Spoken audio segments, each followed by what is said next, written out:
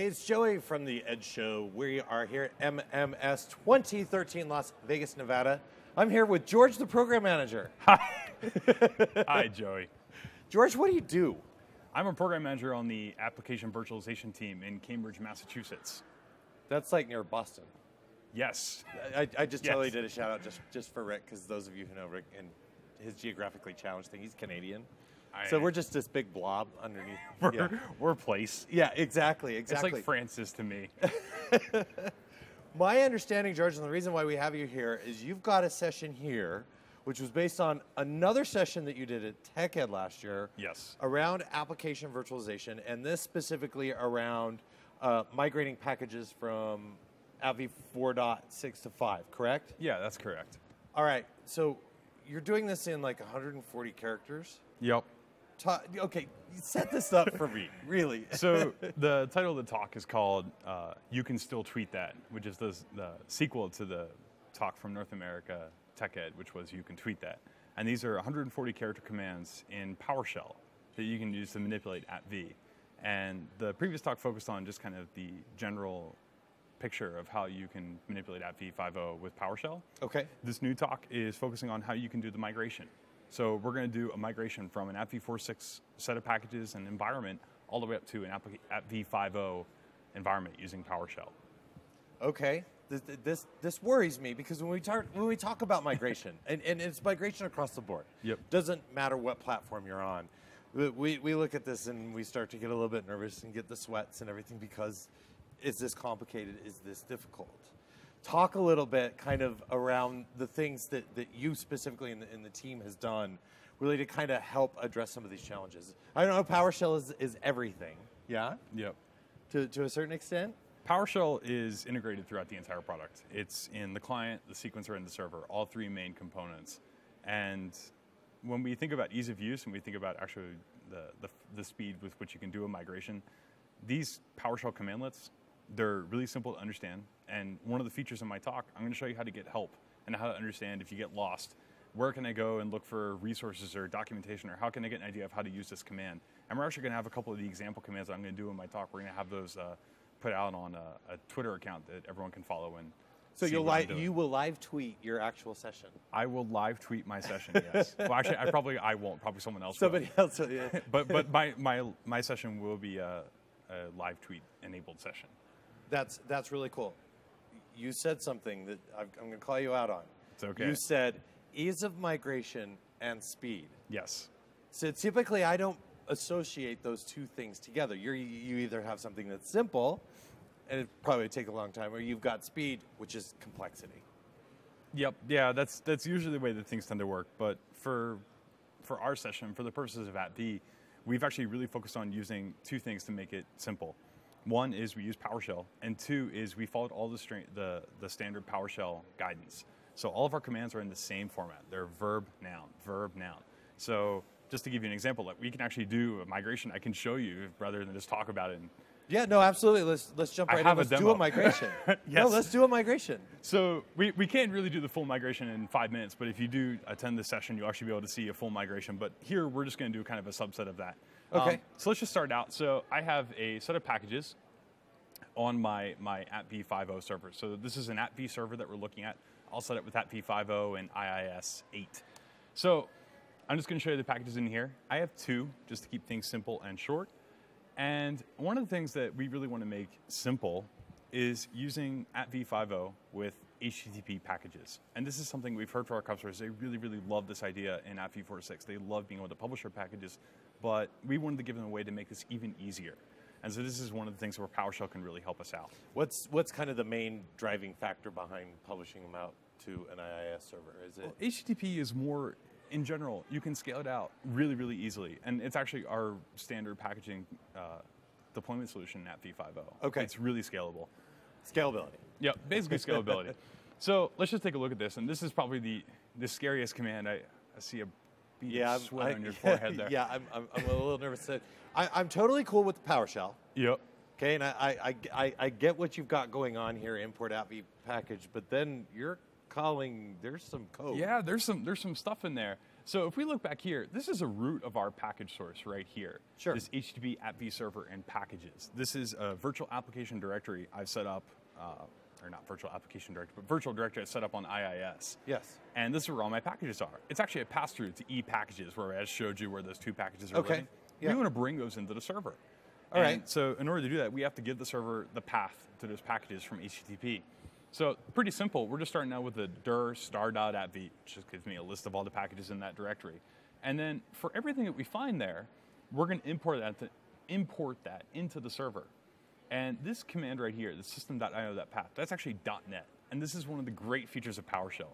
You can bring in .NET into your PowerShell commands. And here we're using path combine, which is the standard .NET method call that you can use to combine two paths. So you don't have to worry about, did I get the slash right? Did I get that / that last app .appv right? It just figures that out for you. And last, we have a replacement of all of our spaces with %20. Again, this is HTTP. Yep. And this is super simple. This is a single line of PowerShell to bring these two packages into the server. And actually, they're in. We're done. Just like that. We're not all done, but we're mostly done, yeah. But just like that. So the next thing we're going to do is we're going to entitle them. And I want to give these packages out to everyone in my company. And I'm actually the administrator of a company called Contoso. Maybe you've heard of it? Yeah, I've heard Contoso once or twice. Once or twice during the talk. So this is going to go up, and this is going to entitle our packages to all of our domain users in our entire company. Okay. And that's done. All right. So we're getting there. We're getting pretty close. The last thing we have to do is publish those packages. And we're published. So I think in how long this has been like 9 minutes total. Yeah. We've actually taken 2 packages and we put them up onto our server. Okay. So we're going to go a little step further. One of the great new features of v5.0 is connection groups. And this is an upgrade and a new feature in v5.0 that's kind of taking over from v4.6, where we had dynamic suite composition. Okay. Again, this was a feature that let customers take 2 packages and put them in the same virtual environment. Mm-hmm. We wanted to make this, again, simpler in v5.0. And we're going to do a couple simple commands to set up a connection group. And you can do this with any packages without having to do resequencing or any kind of updates to the package itself. So we're going to make a new connection group. I've named it. You could name it whatever you want. I've named it something I like. AppV is awesome. That's a nice package. It's a true statement. Yeah, it's a true statement. There you go. So we're going to do another command here. This is set at vserver connection group, and we're going to take the connection group we just made, and we're going to give it the packages we want to use. We're actually going to execute another command inside of that. The packages we're going to use, we're just going to call get, and we're just going to say, give me all the packages. And you could replace this with a filter or some set of packages you want, whatever is best for your needs. And we set up that package. And last, we're just going to push it out and entitle it, just like we did our original packages, and we are done. Now, the last thing we're going to have to do is we have to do a little bit of a workaround just to make things work for TV, because we're going a little bit faster. Yep. One of the scalability features that we have is that our management servers and our publishing servers refresh against themselves every 10 minutes. This is to kind of keep the load down and keep everything running smoothly when you have lots of users refreshing against the server. Yep. Here, we're going to work around that by just resetting the IIS server, and we're basically just done. Our last very, very cool command, this is my personal favorite because this is just like magic to me, is we're going to take our new publishing server that we've just set up and entitled and provisioned and everything, and we're going to push this out to clients. And we're going to do this using PowerShell Remote. Okay. I'm not going to leave my workstation. I'm not going to leave my desk. So you're going out to all of your clients and you're saying, okay, I want you now to go talk to this server to get your AppV packages. Exactly. And that's what we're going to do. All right. And this is a pretty simple command. So this is invoke command. We pass it the name of the 2 computers we want to enable. Yep. Again, AppV Client 1, AppV Client 2. And the script that we want to run, which is, again, another PowerShell script that's perfect for the client. It's add @v publishing server. We give the publishing server a name. You could give it whatever you want, and you give it a path. And in this case, we've set it up, and we're actually done. Let's go over here and just take a look. And I've actually locked myself out.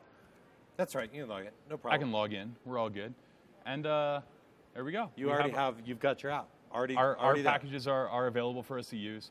And we've done a lot of work in v5.0 on making the client faster and more performant. So these packages act, perform, and feel like they're native.